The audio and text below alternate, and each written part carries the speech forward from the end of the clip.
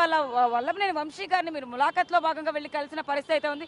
ఆయన ఆరోగ్య పరిస్థితి రీత్యా ఈ 5 రోజులు ఏమైనా తేడా కనిపించిందా అరెస్ట్ చేసిన దగ్గర నుంచి?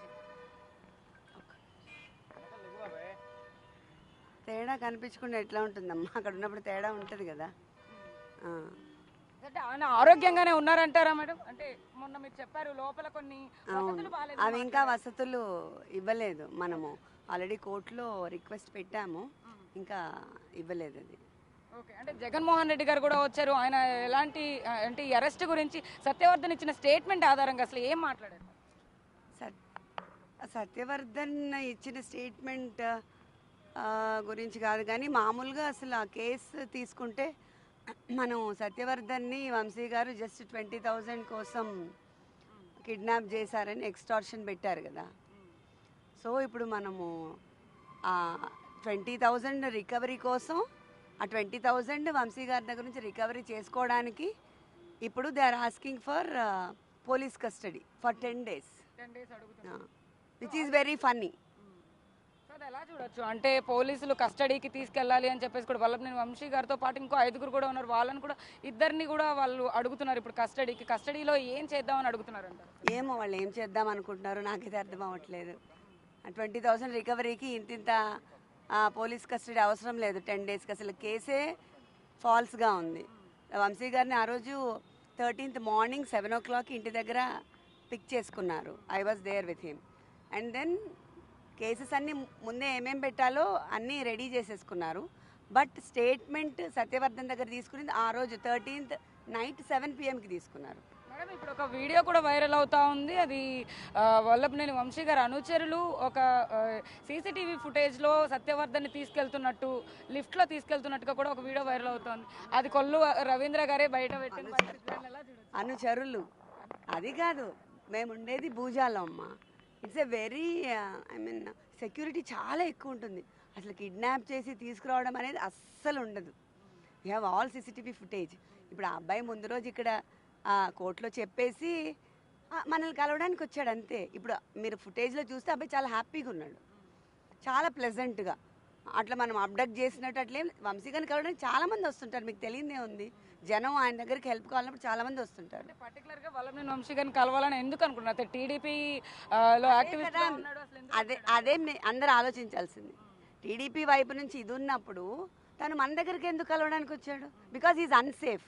వాళ్ళ దగ్గర నుంచి ప్రెషర్స్ వస్తున్నాయి, పోలీసు తన్ని ప్రెషర్స్ పెడుతున్నాడు, అందుకోసం మన దగ్గరకు వచ్చి ఉండొచ్చు. తను 2 సార్లు ఎమ్మెల్యేగా ఆయన టీడీపీలోనే గెలిచారు అంతకుముందు. ఇప్పుడు టీడీపీ హయాంలోకి వచ్చిన తర్వాత ఈ అరెస్ట్ని ఎలా చూడొచ్చు అంటారు మేడం వల్లభనేని వంశీ గారు? అరెస్ట్ ఎలా చూడొచ్చు జగన్ గారు చాలా నీట్గా ఎక్స్ప్లెయిన్ చేసేసారు. You can go through that. It's everything cooked up and everything being ఏమంటారు ఫాల్స్ అక్విజిషన్స్ ఎవ్రీథింగ్. అసలు దీంట్లో అసలు ఆయన పేరే లేదని చెప్తున్నారు కదా, వి నో. బట్ ఇప్పుడు మారిన తర్వాత సడన్గా పేర్లు పెట్టి అబ్బాయిని చెప్పమంటే గవర్నమెంట్ వైఎస్ఆర్సీ గవర్నమెంట్ ఉన్నప్పుడు 23లో ఏం చెప్పాడో ఈవెన్ నౌ అదే చెప్పాడు తను. అది చెప్పాడనే అబ్బాయిని తీసుకెళ్ళిపోయి ఏదో ట్రై చేశారు. బట్ ఆల్రెడీ తను మ్యాజిస్ట్రేట్ ముందు హయ్యర్ కోర్టులో చెప్పినప్పుడు ఇప్పుడు వీళ్ళు ఎంత చేసి మళ్ళీ ఏం మాట్లాడించినా it will not work, right? So అంటే మొత్తం మీద ఏం జరగబోతోంది, తీర్పు ఎలా రాబోతుంది అనుకుంటున్నారు? బెయిల్ పిటిషన్ కూడా మళ్ళీ దాఖలు చేశారు. బెయిల్ ఎలా రాబోతుందంటే అసలు కేసే లేనప్పుడు బెయిల్ కంపల్సరీగా మనకే రావాలి.